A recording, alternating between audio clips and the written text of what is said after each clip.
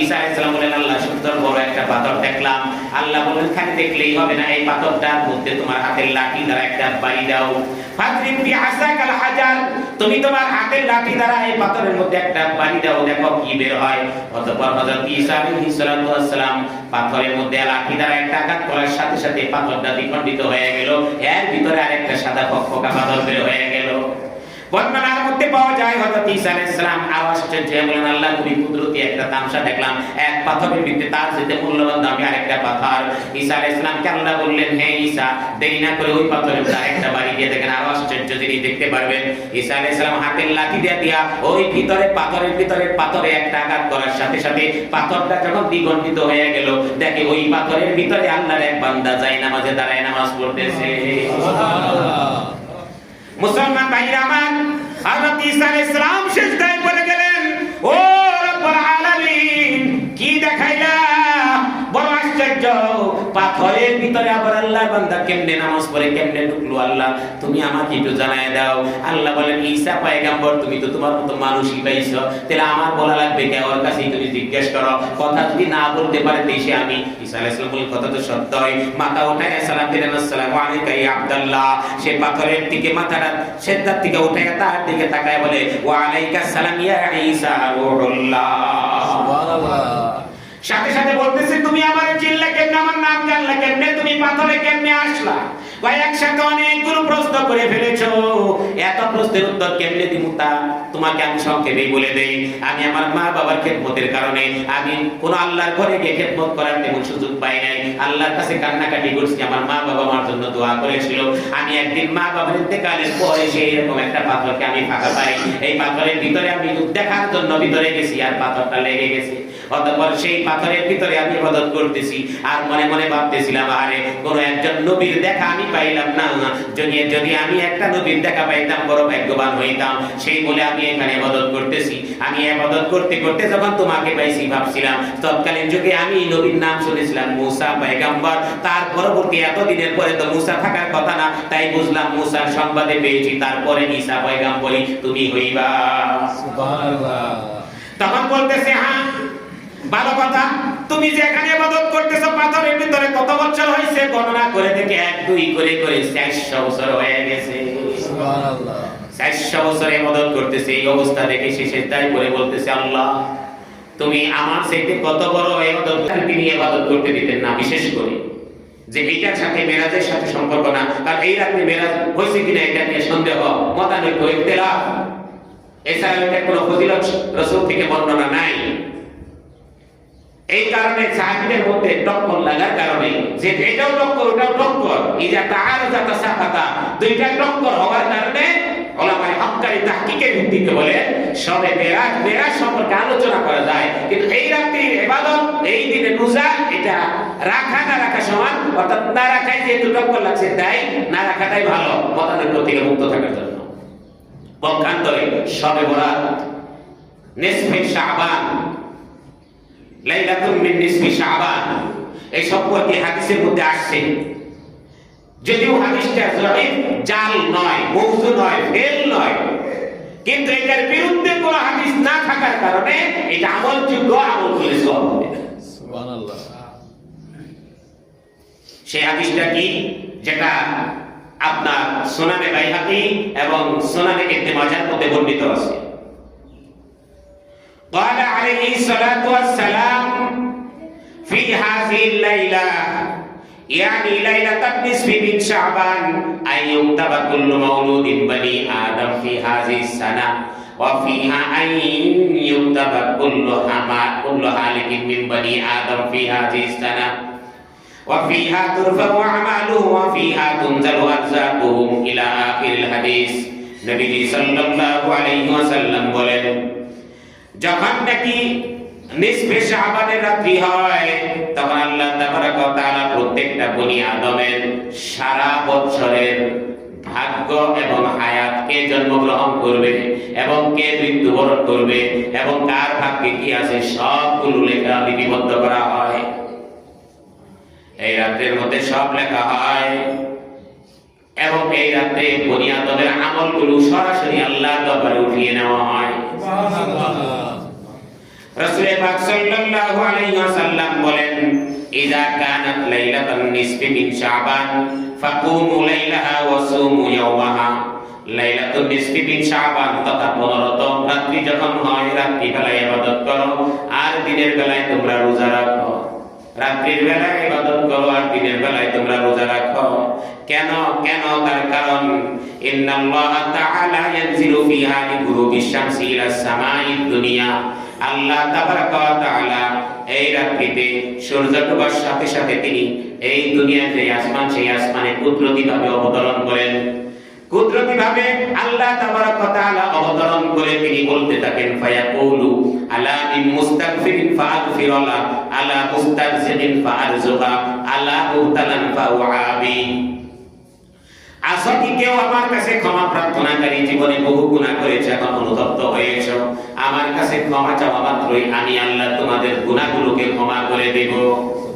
আসো কি কেউ আমার কাছে রিজিকের প্রার্থনাকারী, চাকরি হচ্ছে না, ব্যবসা বাণিজ্যে লাভ হচ্ছে না, যেখানে যাচ্ছ সেখানে খালি লস হচ্ছে, আমি আল্লাহ পাকের কাছে প্রার্থনা করো, আমি আল্লাহ তোমার রিজিকের ব্যবস্থা করে দিব। সুবহানাল্লাহ। আর কি আসো কোন অসুস্থ ব্যক্তি, কোন পেরেশানগ্রস্ত ব্যক্তি, যে কোন বিপদগ্রস্ত ব্যক্তি যদি থেকে থাকো আমার কাছে প্রার্থনা করো, আমি আল্লাহ তোমার জন্য আজকে উন্মুক্ত হয়ে গেছি রহমত নিয়ে। এরকম ভাবে যত রহমত আছে তোমাদের উপরে নাযিল করব, তোমাদের দোয়াগুলো আমি আল্লাহ তাআলা কবুল করে নিব। সুবহানাল্লাহ। মুসলমান ভাইরা আমার, যেহেতু রাত্রিতে ইবাদতের কথা আসছে, আল্লাহ পাককে ডাকার কথা এসেছে, একটাও কোনো খারাপি কথা আসে নাই, এটার বিপক্ষে যেহেতু কোনো হাদিস পাওয়া যায়নি, সেই জন্য যদি কোনো ব্যক্তি লাইলাতুন নিসফে নফল মনে করে ইবাদত করে, আল্লাহ পাকের গুণগান গায়, দোয়া করে এবং যদি দিনের বেলায় রোজা রাখে, তাহলে পরে আশা করা যায় আল্লাহ তাআলা নেক আশার কারণে, আল্লাহর রাসূলের পক্ষ থেকে একটা বাণীর ইঙ্গিত থাকার কারণে আল্লাহ তাআলা সওয়াব দিয়ে দিবে। সুবহানাল্লাহ। সেই জন্য লাইলাতুন নিসফি মিন শাবান একটা ফজিলতের কোরআনে কারিমে একটা আয়াতও আছে, সূরা দোহানের প্রারম্ভিক কিছু আয়াত, যেটা সম্পর্কে কোন এক মুফাসসির এটাও বলেন যে এই লাইলাতুল মুবারাকা, ইন্না আনজালনাহু ফি লাইলাতিন মুবারাকাতিন ইন্না কুন্না মুনজিরিন। এখানে এই লাইলাতুল মুবারাকা দ্বারা অধিকাংশ মুফাসসিরিনে কেরাম তারা লাইলাতুল কদর বুঝিয়েছেন। একজন মুফাসসির বিজ্ঞ সেও বলেছেন যে এটা দ্বারা লাইলাতুল বরাত হতে পারে, নিসফে শাবান হতে পারে। তার কারণ যতগুলো ফজিলতের বিষয় আছে, প্রত্যেকটা ফজিলতের সাথে কোরআনের সম্পর্কের একটা সম্পর্ক আছে। যেরকম মক্কা মদিনা কোরআন অবতীর্ণ হওয়ার কারণে তো মূল্যায়ন হয়েছে, তো লাইলাতুল কদর কোরআন অবতীর্ণ হওয়ার কারণে এটা ফজিলতপূর্ণ হয়েছে। কোরআন অবতীর্ণ হওয়ার তিনটা প্রেক্ষাপট, একটা হলো নবীজির উপরে, আরেকটা হলো লাউহে মাহফুজ থেকে সামায়ে দুনিয়ায় অবতরণ করেছেন জিবরাইলকে দায়িত্ব দিয়ে, আরেকটা হলো সিদ্ধান্ত। সেই জন্য কোন কোন মুফাসসিরিনে কেরামগণ বলেন, কিছু কিছু করে রপ্তা কিছু কিছু করে কোরআন শরীফ নবীর উপর অবতীর্ণ হয়েছে দীর্ঘ 23 বছর যাবত। নবীজির 40 থেকে 63 বছর পর্যন্ত 23 বছর যাবত কোরআন নাযিল হয়েছে, একসাথে না কিছু কিছু করে। অন্যত্র আল্লাহ বলেছে ইন্না আনজালনাহু ফি লাইলাতুল কদর, আমি এই কোরআনকে অবতীর্ণ করেছি লাইলাতুল কদরে। এখানে আনজালনা শব্দের অর্থ হলো একসাথে অবতীর্ণ করা, অর্থাৎ আল্লাহ তাবারক ওয়া তাআলা এই কোরআনকে আল্লাহর পক্ষ থেকে জিবরাইলের উপরে নবীকে দেওয়ার জন্য একসাথে দিয়েছেন। আরেক তাফসীরের মধ্যে লেখে, পাশাপাশি আল্লাহ তাবারক ওয়া তাআলা এই রমজান মাসে সিদ্ধান্ত দিয়েছেন লাইলাতুল কদরে কোরআন শরীফ অবতীর্ণ করার জন্য জিবরাইলকে একসাথে দায়িত্ব দিয়া বলছে এটা কিছু কিছু করে অবতীর্ণ করবা। আর এই অবতীর্ণ করার সিদ্ধান্ত রমজানের আগের মাস শাবান মাসের নিসফে লাইল অর্থাৎ 15তম রাত্রিতে আল্লাহ তাআলা এটা অবতীর্ণ করার সিদ্ধান্ত নিয়েছেন। সুবহানাল্লাহ। তাহলে পরে ফাঁসি হওয়া যেরকম একটা মারাত্মক দিন, ফাঁসির রায় হয় যে দিন, এটাও কিন্তু মারাত্মক দিন। এটা আমরা যেটা দেখি তাই বললাম। তাহলে একটা ঘোষণা বাস্তবায়ন যেদিন হয় সেটার যেরকম একটা গুরুত্ব থাকে, বাস্তবায়ন হওয়ার সিদ্ধান্ত যেদিন দিন হয়, সিদ্ধান্তটা কত তারিখ হয়েছে, অমুক তারিখে, ওই তারিখটা আমার ঈদ বানাইতে মন চাই রে। ঠিক তেমনি ভাবে এই লাইলাতুল নিসফি মিন শাবান, অনেক ওলামায়ে কেরামগণ বলেন এই শাবানের 15তম রাত্রি যেটা, এই রাত্রিটা ছিল কোরআন অবতীর্ণ করার, আমাদের নবীর উপরে কোরআন অবতীর্ণ করার সিদ্ধান্তের একটি রাত, একদিন সিদ্ধান্ত, যার কারণে কোরআন অবতীর্ণ হওয়ার সিদ্ধান্ত হয়েছে। ফলে প্রত্যেকটা মানুষের হায়াত, মৌত, রিজিক এবং তার ভাগ্য নির্ণয়েরও একটা সিদ্ধান্ত হয়ে যায় এই রাত্রিতে। কোরআনের সাথে স্পর্শ যে এই রাতটাকে আল্লাহ তাআলা সিদ্ধান্তের রাত বানিয়েছেন। ফিহা ইউফরাকু কুল্লু আমরিন হাকিম, প্রত্যেকটা প্রজ্ঞাময়, প্রত্যেকটা গুরুত্বপূর্ণ বিষয় এই রাত্রিতে মানুষের মাঝে বন্টন করে দেওয়া হয়। সেই জন্য ভাই আগেই বলেছি, ইবাদত আমরা তো করি না, কিন্তু কিছু কিছু ফজিলতের কথা শুনলে করার প্রতি মনটা উদ্বুদ্ধ হয়। আগ্রহের সাথে যদি কোনো ব্যক্তি ইবাদত করে, এই ইবাদত আল্লাহর কাছে কবুল হয় বেশি। সহিহ হাদিস, নবীজি সাল্লাল্লাহু আলাইহি ওয়াসাল্লাম বলেন, যতক্ষণ পর্যন্ত কোনো বান্দা-বান্দী আগ্রহ নিয়ে ইবাদত করে, আল্লাহ তাবারক ওয়া তাআলা ওই বান্দা-বান্দীর সওয়াব ও আগ্রহ নিয়ে লিখতে থাকে। সুবহানাল্লাহ। অর্থাৎ আগ্রহ নিয়ে আরো বেশি লাগে, আরো বেশি লাগে। সে আগ্রহ নিয়ে, যে যত আগ্রহের সাথে ইবাদত করে, আর বান্দা-বান্দীরা যতক্ষণ পর্যন্ত ইবাদত করতে গিয়ে বিরক্ত বোধ করে, আহা শেষ হয় না রে, কয় রাকাত, কেবল 8 রাকাত, কেবল 12 রাকাত, বিরক্ত হয়ে যায়, তখন আল্লাহ তাআলা বলেন তুইও নেকি লিখতে একটু ফেরেশতাদেরকে বলে নেকি লিখতে একটু বিরক্ত বিরক্ত হয়ে লিখিস, আস্তে আস্তে লেখ। এটা হাদিসের কথা। সেই জন্য ভাই ইবাদতের আগ্রহ পয়দা করতে হবে। সেই জন্য ফাজাইলে আমাল বুঝি না বুঝি না, আমরা শুধু দোষ ধরার দাবি আছে। একদম আরেক দলের দোষ, এক বলবি আরেক বলবির দোষ, এক মুসলিম আরেক মুসলিমের দোষ, এক বউ আরেক বউয়ের দোষ, এক বাড়ি আরেক বাড়ির দোষ, এক নেতা আরেক নেতার দোষ, এক কিতাব আরেক কিতাবের দোষ। ঠিক, কিন্তু কেন কারা লেখছে, কি ফায়দা, এই নিয়ে কোনো চিন্তা ভাবনা নেই। যে কোনো আমল করতে হবে, ফা'মালু আমালান সালিহা, আল্লাহ পাকের যে বিধান, রাসূলের যে তরিকা, সেটা আমাদের মানতে হবে। এখন সেই তরিকাগুলো মানার জন্য আমাদের 3টা পদ্ধতি থাকে, এর আগেও বলেছি। একটা পদ্ধতি হলো আপনার ফজিলত জানা, যে কাজটা করলে ফজিলত কি। আরেকটা হলো আসলে কি আগে এরকম হয়েছে, মানে ইতিহাস। আর 3 নম্বরে হলো এটা সিস্টেম জানা। যেমন উদাহরণ দিয়ে আমি প্রায় বলি, শুধু উদ্বুদ্ধ করার জন্য। মনে করেন একটা জমি পড়ে রয়েছে, এখানে জমিটা কাটরে কে আব্দুল হাকিম ভাই, আব্দুল হাকিম কই এদিকে আসো, তোমার জমিটা এখানে পড়ে রয়েছে কেন?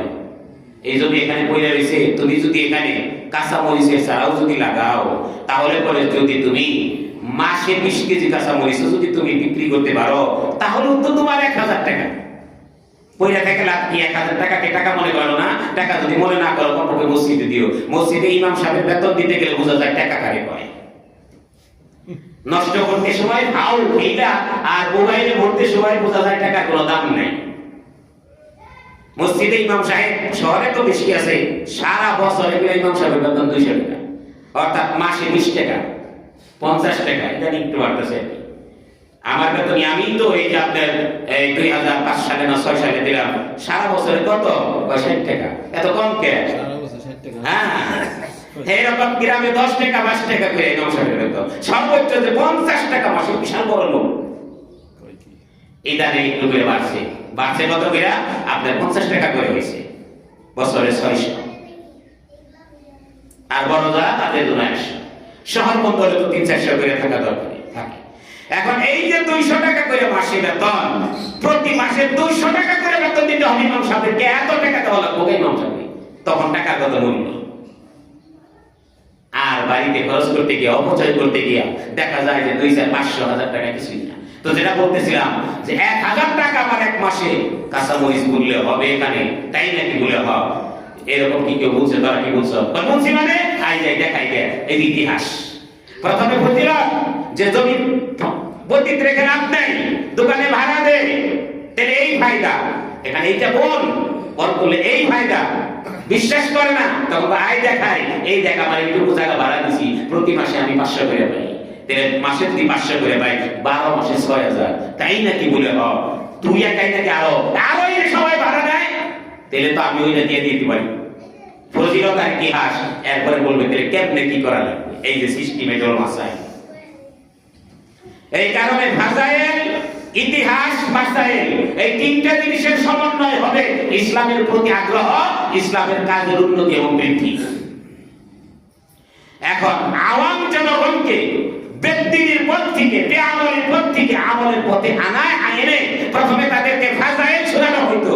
নামাজ পড়লে কি ফায়দা, কালেমা পড়লে কি ফজিলত, রোজা রাখলে কি ফজিলত, কোরআন পড়লে শিখলে কি ফজিলত, দরুদ পড়লে কি ফজিলত। এই ফজিলতের হাদিসগুলো তালাশ করে করে একত্র করেই তো ফাজাইলে আমল বানাইছিল। তোমার খাওয়া হলো কেন? ঠিক, এটা তো আর বলে নাই যে এটা মাসাইল, এটা ফাজাইল। আর কিছু আছে ইতিহাস, অর্থাৎ এই ইতিহাসের দ্বারা সেটা বাস্তব প্রমাণ হয়। কোরআনে কারীমের মধ্যে অনেক কাজের ব্যাপারে ফজিলতের কথা উল্লেখ আছে। কোরআনে কারীমের মধ্যে অনেক ইতিহাস, নবী মুসা আলাইহিস সালামের কথা, দাউদ আলাইহিস সালামের কথা আমরা পাইলাম কোথায়? এবং কোরআনে কারীমের মধ্যে মাসাইল আছে। এইগুলো কোরআন জামিয়া মানে স্বয়ংসম্পূর্ণ একত্র করা হয়েছে।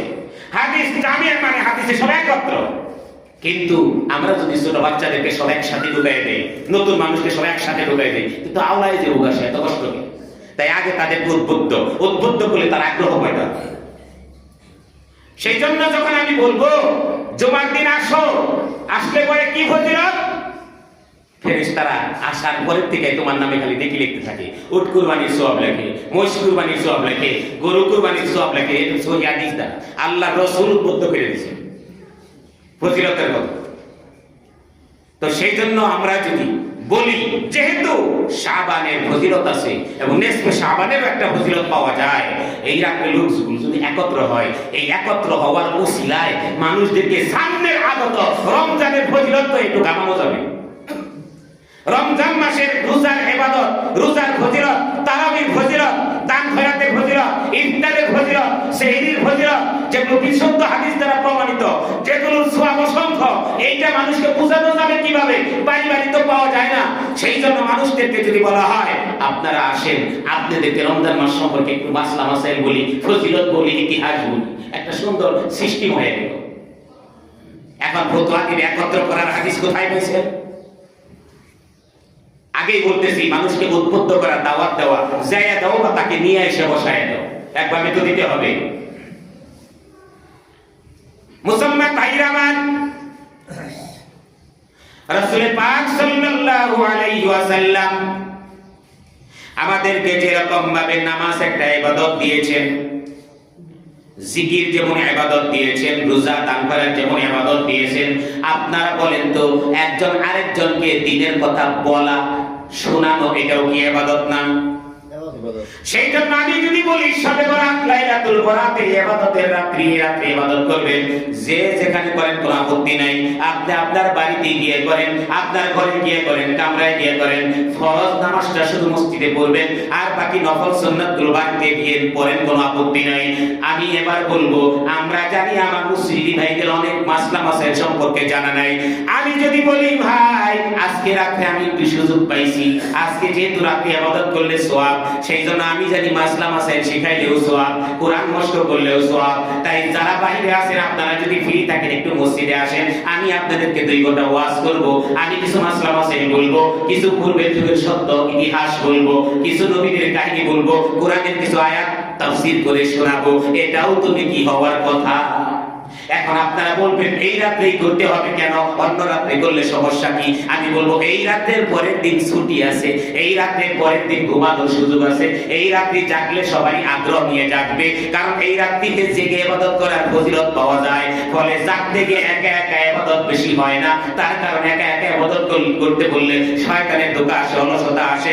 সবাই মিলে যখন আমরা কিছু দ্বীনের উদ্বুদ্ধমূলক কথা শুনবো, এটা যেরকম ইবাদত, ইবাদতের রাত্রে আরেকটা ইবাদত হইলে সওয়াব তো 1 গুণ হইল না, বরং 2 গুণ হয়ে গেল। ভাই এগুলো একটা উসিলা, এগুলো একটা মাধ্যম, জরিয়া। কেউ তো বলে নাই যে এটা ফরজ ওয়াজিব, এটা তো কেউ বলে না। ভাইরা কিছু কিছু কথা মনে আমার ধাক্কা লাগে। আপনি মুসলিম, আমি ইমাম, একই কোয়ালিটির লোক, সেই হিসাবে মাঝে মাঝে শেয়ার করি দুঃখের কথাগুলো। যারা নাকি বলে নকি তবিকে তারা কিয়াম করা মুস্তাহাব, দরুদ শরীফ ছুড় দিয়ে পড়া মিলাদ পড়া মুস্তাহাব, এই পর্যন্তই থাক তাদের মতে, কিন্তু বাকি হয়ে যায় যারা এটা করে না তারা কাফের। বলেন দুঃখটা কেমন লাগে? মুস্তাহাব তরক করলে কাফের হয়, এটা কেন শেখাইবে? ওদের কথাই বলতেছি, যারা বলে যে এটা মুস্তাহাব, কেউ বলে না এটা ওয়াজিব, কেউ বলে না এটা ফরজ, তাহলে বলে যারা বলে যে এটা মুস্তাহাব হেরা বল বিপরীত কয় এটা তরক করলে যে করে না তারা বলে কাফের। তো সেই জন্য ভাই আমরা বলতেছি যে যেহেতু রাত্রিতে ইবাদত করা ফজিলত আছে এবং দ্বীনি আলোচনার ফজিলত আছে, সেই জন্য আমরা যদি বলি আপনারা রাত্রে ইবাদত করবেন, যার যার মতো কোরআন শরীফ পড়বেন, তবে আপনারা যদি কেউ মাসলা মাসাইল কিছু শুনতে চান, কিছু দ্বীনি কথাবার্তা শুনতে চান, তাহলে আমাদের এখানে ব্যবস্থা আছে, আপনারা আসবেন, আপনারা শুনবেন। আসলে অসুবিধা কি? কেউ এই কথা বলে নাই আসতেই হবে, না আসলে তার সমাজ থেকে বন্ধ করে দেবে, এই কথা কেউ বলে। তাহলে নফলকে তো আমরা নফলের স্তরে রাখি, মুস্তাহাবকে সুন্নতকে মুস্তাহাবের স্তরে, সুন্নতের স্তরেই রাখি, বাধ্য তো করি না। নামাজের পরে দোয়া কবুল হয়, দোয়া মুনাজাত একটা, হাত উঠানো আরেকটা। মুনাজাত মানে কানে কানে কথা বলা, আল্লাহর সাথে কথা বলা। মিশকাত শরীফের হাদিসের মধ্যে স্পষ্ট ভাবে আছে দুই সময় দোয়া কবুল হয়, একটা হলো ফরজ নামাজের পর, আরেকটা হলো শেষ রাত্রিতে দোয়া কবুল। এখন আমরা নামাজের পরে সংক্ষিপ্ত দোয়া করে নেই, দোয়া করি, কেউ কে বলি না সবাই দোয়া করেন, দোয়া ছাড়া কেউ দাঁড়ায় না, সুন্নাত পড়েন না, এটা তো কেউ পায় না। এরপরে যিনি দোয়া করে হাত উঠায়, সে হাত উঠাইতেছে, মুসল্লিদেরকে কি বলে? কেউ হাত উঠানো বাদ থাকে না, সবাই হাত উঠায়, এই কথা তো বলেন। তাহলে দোয়া করা এটা হলো ফরজ নামাজের পরে কবুল হওয়ার একটা মাধ্যম, আর দোয়ার মধ্যে হাত উঠানো এটা একটা মুস্তাহাব, অর্থাৎ আদব। নবীজি অনেক সময় গুরুত্বপূর্ণ দোয়ার সময় হাত উঠাইছেন, আর আমাদের কাছে সব দোয়া গুরুত্বপূর্ণ মনে হয়, তাই যেটা সম্ভব হাত উঠাই। তাই বলে তো আমরা স্টেজ যাই দোয়া করতে সময় হাত উঠাই না, তাই বলে তো আমরা তার খানা খাই এটা বলে এখন পর্যন্ত হাত ভিজা ভিজে ওখানে হাত উঠাই না। দোয়ার ফজিলত সম্পর্কে যেহেতু আলাদা, কবুল হওয়ার কথা ফরজ নামাজের পরে আছে, আমরা দোয়া করি, মাঝে মাঝে হাত উঠাইলাম, তা উঠাইলাম, যদি উঠাইলাম কেউ উঠাইতে বললাম না, তাহলে তো আমরা নফলকে নফলের স্তরে রাখলাম, এটাকে তো ফরজ বানাইলাম না। এখন যদি কেউ ফরজ বলে, হুজুর আপনি নামাজ পড়লেন, নামাজের পরে হাত উঠাইলেন, দোয়া করলেন নাকি, হাত উঠাইলেন নাকি, তাহলে আপনি বলবো হাত উঠানো কি ফরজ? সে যদি বলে যে ফরজ, তাহলে তার বুঝাইতে হবে। এই কারণে মুফতি ফয়জুল্লাহ সাহেব তিনি বলতেন নামাজের পরে হাত উঠানো বেদাত। কেন বলতেন? কারণ তার যুগের লোক তারা বলতো দোয়া নামাজের পরে হাত উঠায় দোয়া করা ফরজ, এটা না করলে নামাজ হবে না, যে বাবু গুহে বাবু। যার কারণে যেই জায়গাতে মুস্তাহাবকে ফরজ মনে করবে, ওই জায়গায় মুস্তাহাব বেদাত হয়ে যাবে, আর যেই জায়গায় মুস্তাহাবকে বেদাত করবে, ওই জায়গায় ওই মুস্তাহাবকে ঠিক রাখার জন্য, বেদাতকে দূর করার জন্য সেখানে মাঝে মাঝে করলে সেটা জরুরি হয়ে যাবে। হ্যাঁ, এই কারণে মুস্তাহাব এটা খেয়াল করতে হবে যে মুস্তাহাব বিষয়টাকে যাতে আমরা ফরজের স্তরে না দেই, আর মুস্তাহাবকে যাতে আমরা একেবারে বাড়াবাড়ি করে বেদাত না করি। যদি মুস্তাহাব থেকে থাকে, এই কথাটা আমরা বলবো দুইটা জিনিস, একটা হলো বাড়াবাড়ি আর একটা হলো সারাসারি। বাড়াবাড়ি করা যাবে না কোনো বিষয় নিয়ে, যেমন আপনার লাইলাতুল বরাত বললাম, শবে বরাত, এটা যেহেতু হাদিসের মধ্যে মুস্তাহাবের ব্যাপারে আছে, তাই এটাকে একেবারে ডুল্ল করে পিটায়া আপনার অনেক জায়গায় বাকিটাকে লাগায়, আলুর সজ্জা বানায়, বিশাল কিছু করে ফেলায়, মনে হয় যে এটা একটা ঈদের রাত, এবং সবাইকে ঘর থেকে আনতে হবে, কেউ না আসলে কি রে ওই শবে বরাত আইলো না, অতই মানি না, এটা বাড়াবাড়ি, এটা ঠিক না। আর সারাসারি কোনটা?